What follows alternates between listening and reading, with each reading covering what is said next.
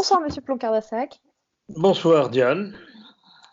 Alors, nous nous retrouvons pour un petit entretien spécial. Le 15 mars prochain auront lieu les élections municipales et notre prochain entretien étant le 14 mars, nous n'aurons pas pu avoir vos éclairages sur les prochaines élections municipales. Du coup, voilà, on s'organise ce petit entretien d'avance. Donc, que pouvez-vous nous dire sur les prochaines élections municipales et plus particulièrement sur celle de Paris?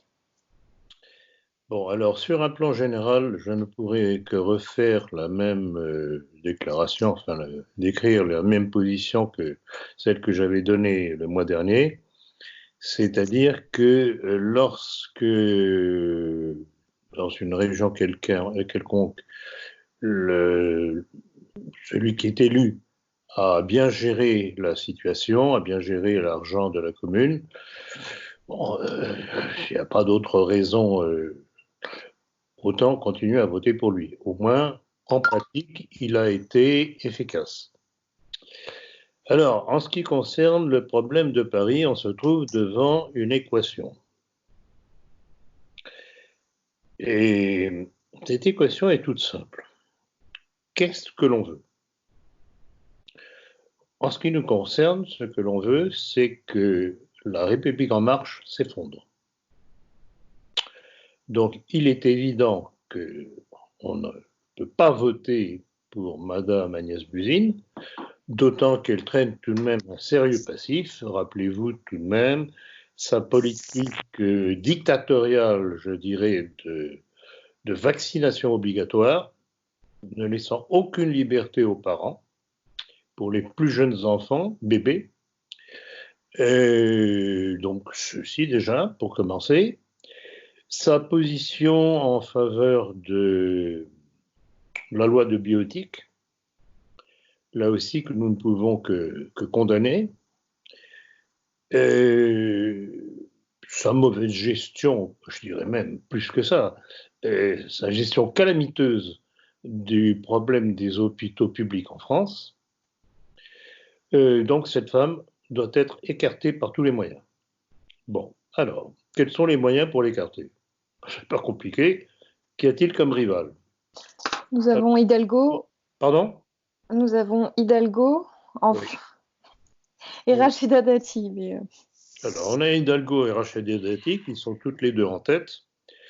Dame Buzyn étant en troisième position, tout au moins d'après le dernier sondage que j'ai vu.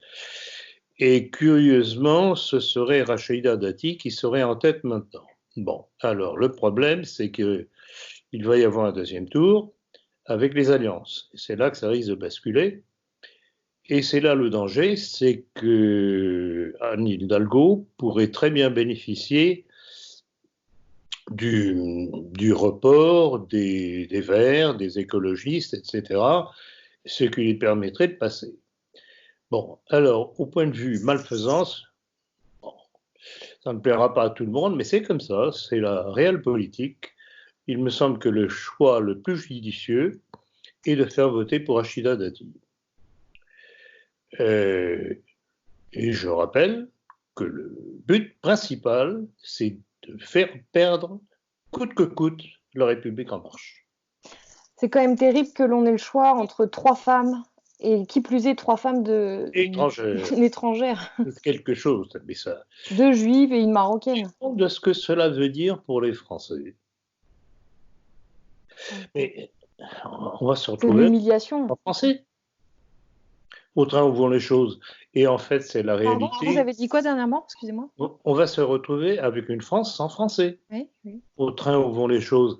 Et c'est le résultat de la politique immigrationniste des pouvoirs qui se sont succédés. Et c'est évidemment au point de départ, c'est la responsabilité de la décolonisation gaulliste.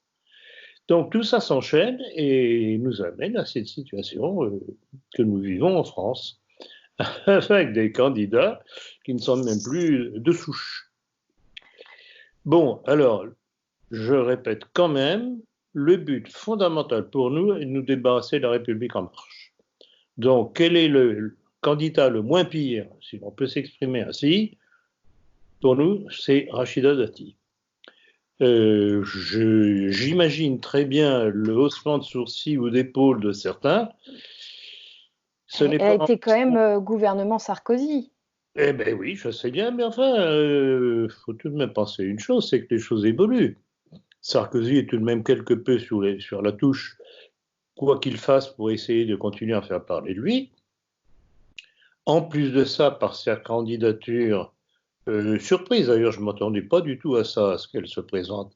Rachida Dati commence à avoir des ambitions, et ça m'étonnerait que ce soit pour céder la place à Sarkozy. Elle va jouer son propre jeu. Donc, Rachida Dati sarkozyste, oui, bon, je veux bien, mais à mon avis, c'est du passé. Maintenant, elle joue pour elle. Voilà ce que je peux dire. Alors, on parle de ça si les élections ont lieu, parce que je ne sais pas si vous avez entendu, ils parlent de faire annuler les élections pour cause de coronavirus. Ce bienheureux coronavirus, bien utile à tout point de vue.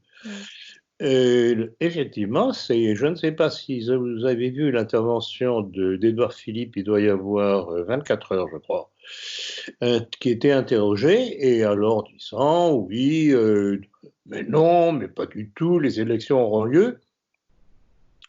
Et puis une petite pause, et il commence à dire, à moins que, et puis il s'arrête. À moins que quoi? Que le virus fasse des dégâts, que ce soit la panique, etc. Et bien entendu, pour la sécurité sanitaire des Français, on ne va pas les exposer à aller voter. Donc on arrête. Dimanche dernier, ils ont quand même fermé le Louvre toute la journée pour. Tout à fait. Ils préparent. Les réunions de plus de, je ne sais plus si c'est 5 000 ou 10 000 personnes sont interdites. Et oui, et puis il y a aussi une chose, je voudrais faire remarquer quand même, les messes sont supprimées. Alors, les messes ne sont pas. Je voudrais poser une question, Diane. Alors attendez, excusez-moi, je vous coupe. Les messes ne sont pas supprimées, mais les évêques de France interdisent la communion dans la bouche. Ah ben, moi, j'avais vu que les messes étaient supprimées, Diane. Non, moi j'ai vu le communiqué des évêques de France recommandé, donc on ne fait plus la paix du Christ, on ne serre plus la main là, comme dans les messes modernes. Oui. Et surtout, plus de communion dans la bouche, seulement dans la main. Enfin bon, c'est. Oui. Oui. Je sais que moi, je communie dans la bouche. Je ne suis pas plus malade que d'autres. Oui, bon, disons que c'est une précaution. Reste à savoir si après ce sera pérennisé ou pas, parce que ça voudra dire quelque chose. Alors, je voudrais tout de même faire, à supposer que ce que j'ai bien entendu, que les messes étaient supprimées dans certains diocèses, je pense notamment dans l'Oise, c'est l'Oise où il y a ce pic de contagion. Oui. Je voudrais savoir, petite question impertinente, savoir si c'est valable aussi pour les synagogues et les mosquées.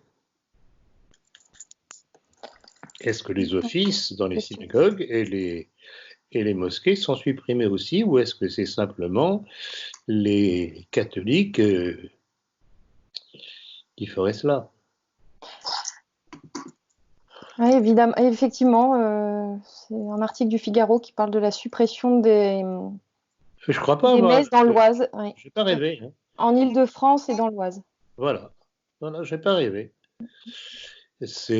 Donc, je trouve ça tout de même un petit peu curieux.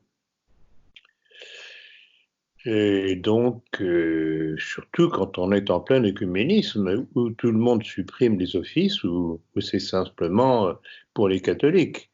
C'est tout de même curieux. Bon, enfin, allez, glissons. C'est sortir du mauvais esprit. Bon, est-ce qu'il y a un autre point sur lequel vous vouliez vous épancher, ou je ne sais pas? Non, on ne va pas empiéter par notre futur entretien classique du mois prochain.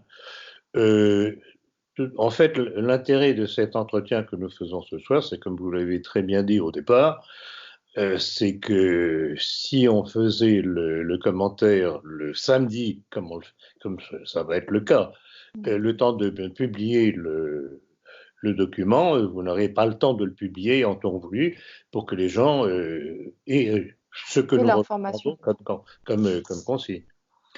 Donc, je suis bien conscient, encore une fois, de ce que certains ne vont pas aimer cette recommandation que je les donne.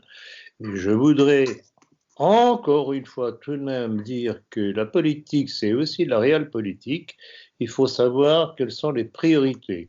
La priorité pour nous, nationalistes, c'est de faire sauter ce régime. Et oui, alors Jean Messia, il vous plaît pas? Pour Paris? Oui, bah oui, mais il n'a aucune chance, c'est ça le problème. Non, il n'a aucune chance. Oui. C'est ça le problème. Donc, dans toute élection, il y a l'idéal et puis il y a la réalité. Ah non, pardon, excusez-moi, c'est Serge Federbusch à Paris, non? Vous avez raison. Justement, ça a tourné dans ma tête et je vais chercher le Bush. D'ailleurs, je vous signale que, curieusement, Marine Le Pen a dit qu'elle envisageait de faire désister son candidat au bénéfice de Rachida Dati. Ah bon? Et au sujet de Rachida Dati, il y a aussi des petites choses curieuses qui m'ont, disons, agréablement surpris. C'est que, paraît-il, elle fréquente les messes maintenant. Ah bon? Oui. Mais elle était quoi avant? Athée, je suppose, agnostique. Je crois qu'elle ne croyait ni à Dieu ni à diable. C'est une curieuse femme qui n'est pas, c'est pas une imbécile, hein, loin de là. Loin de là, elle a eu son parcours politique au départ qui n'était pas du tout plaisant pour nous.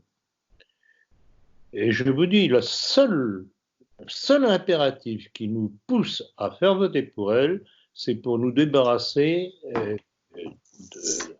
de la République en marche sur Paris. Très bien, le message est clair, j'espère. Et bien entendu, ne pas avoir à nouveau Anne Hidalgo.